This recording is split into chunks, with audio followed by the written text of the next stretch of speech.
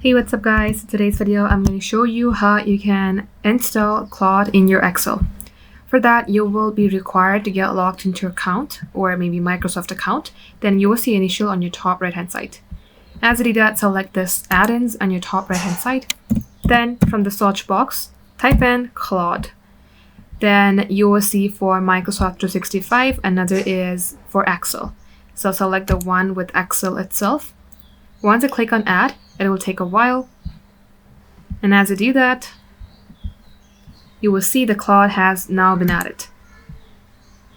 Let's go ahead and close out the error. Then first of all, get logged into your Claude account. You can use your Google account. So simply select log in.